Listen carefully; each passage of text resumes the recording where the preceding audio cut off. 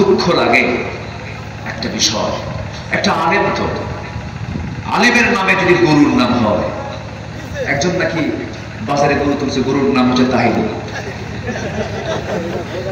তো এটা তো ভয়ঙ্কর বিষয়, ভয়ঙ্কর বিষয়।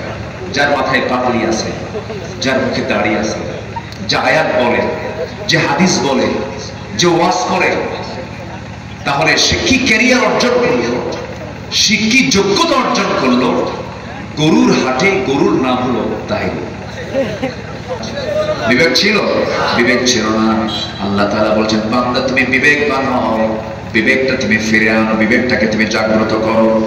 যার জাগ্রত বিবেক আছে সে বান্দা কখনো খারাপ কাজ করতে পারে না।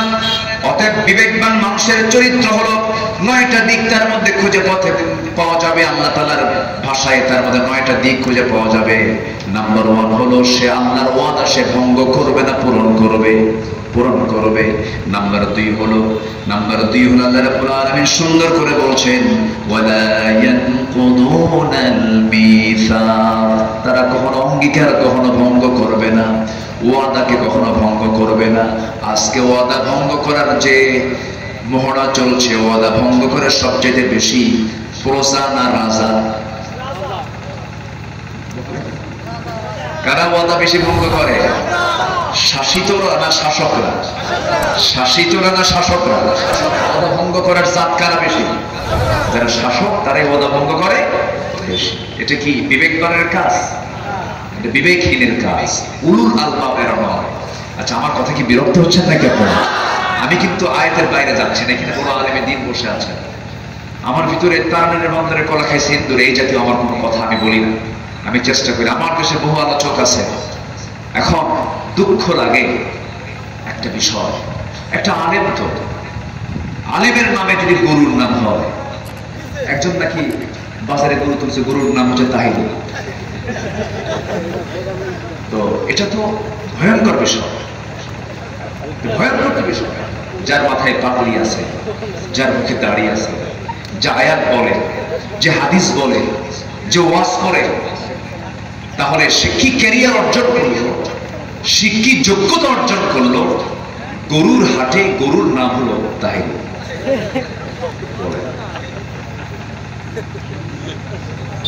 এরপরেও আমি বলতে চাই, এই নামকরণ যিনি করেছেন, সওয়াবের কাজ না গুনার কাজ? বিবেকবানের কাজ না বিবেকহীনের কাজ? বিবেকহীনের কাজ। ওয়ালাকাদ কাররামনা বানি আদম। আমরা গালি দেই না, আমরা গালি দেব না। তবে হ্যাঁ, এই নামটা যে এসেছে, নামটা যে দিয়েছে, এটা কি সম্মানের সাথে দিয়েছে? অবশ্যই তার মধ্যে যে ব্যক্তিটা এটা করেছে, হয়তো কোনো ব্যক্তিটা তার ভুল, এটা তার গুনার কাজ। অবশ্যই কিছু দৃশ্যমান তার মধ্যে কিছু পাওয়ার কারণে এই নামটা এসেছে। কি ঠিক কিনা বলেন? লাফায় না তো? কিছু গরু তো আছে না, আছে কিনা বলেন?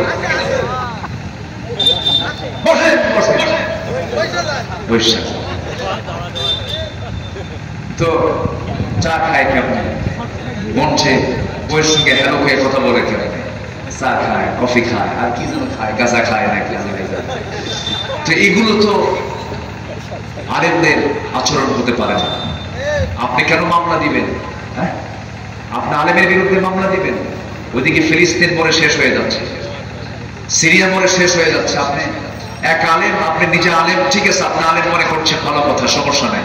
আপনি কোরআন হাদিস পড়েছেন, আমি আপনাকে সম্মান করি, সম্মান রেখেই বলতে চাই, আপনি আরেকটা আলেমের বিরুদ্ধে মামলা দিবেন কেন? আপনি কি তার সাথে গিয়ে বসতে পারেন না? আপনি কি তাকে বুঝতে পারেন না? আপনি হুমকি ধামকি দেবার কে? সব আলেম আলেম নয়।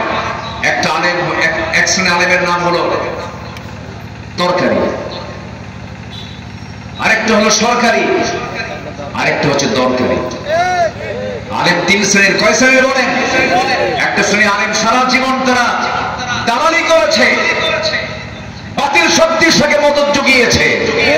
আর একটা আলেম, এক শ্রেণীর আলেম, তারা বাতিলদের সঙ্গে মাথা নত না করে ফাঁসির মঞ্চে ঝুলে মরেছে, বাতিলের সামনে মাথা নত করে না।